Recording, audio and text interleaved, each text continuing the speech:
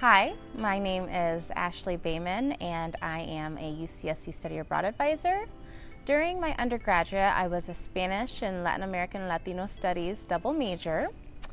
Studying away as a first-generation biracial female from a low-income background, for me was empowering. I studied abroad 3 times, once in Cuernavaca, Mexico, when I was in community college, and then when I transferred to Ohio State University, I studied abroad during a summer in Brazil and for an entire semester in Argentina.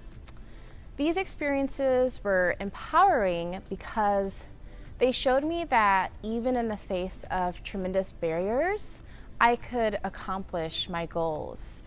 Coming from a low-income background, from a household with 2 absent parents, I never thought any type of international experience would be in my life trajectory.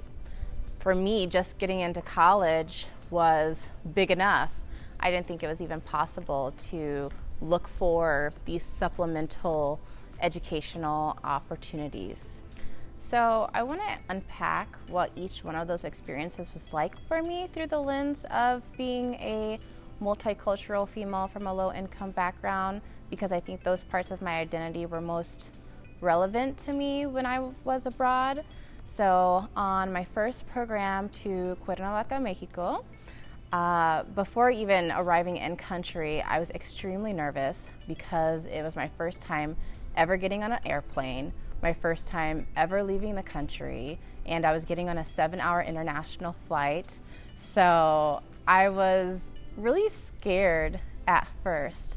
But when I did finally arrive in country, I was placed with a host family, and my roommate was another female of color. We were actually the only 2 people of color on our program of about 25 students. So I think rooming with her really eased the transition into this culture that I knew very little about, because we experienced the culture in the same way, the way that we interacted with the culture, the way people looked at us and perceived us. We could share those experiences together and debrief them and reflect on them together at the end of the night, which was really important and really helped me during that first experience abroad. So after participating in my first experience abroad in Mexico, when I finally did transfer into the university, I pursued another study abroad program, this time in Brazil. And this experience was quite different than the first one because I was the only student of color on the program. And not only was I the only student of color, everyone else on the program came from affluent backgrounds, and financially, I had a lot of restrictions because during college I worked 2 jobs to get myself through financially with tuition costs and rent and things like that. So participating on these extra programs, I had to work a lot of overtime. So when other students wanted to go out and do extra excursions or different tours, I wasn't always able to participate because I couldn't financially. Another thing that was interesting about this program was that while I was the only student of color in my program, this was the first time I ever experienced being a part of the majority, because in Brazil, it's a very mixed heritage nation, and I had never seen so many people who looked like me before. I mean, I almost felt like I fit in more there than I even do here in the US. And while I could not connect completely because of language barriers and cultural differences, I really did feel at home.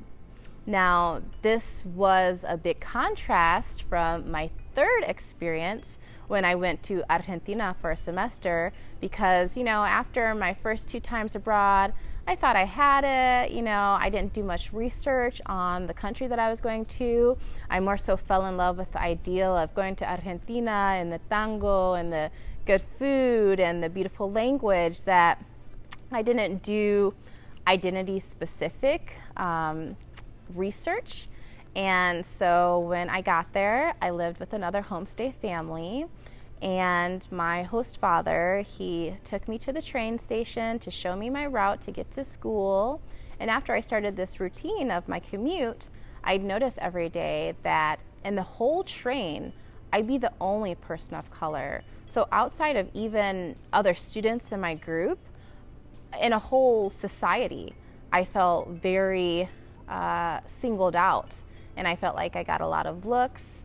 And I remember coming home one day and crying to my host parents, saying that I really felt uncomfortable because no one else looked like me. And I thought that, no one would like me from the host culture. I just had different insecurities.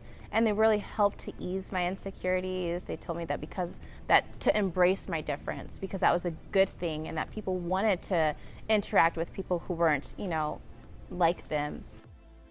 Ultimately, these experiences taught me that I too deserve to participate in international and intercultural learning experiences that historically have only been accessible to upper and middle class white women.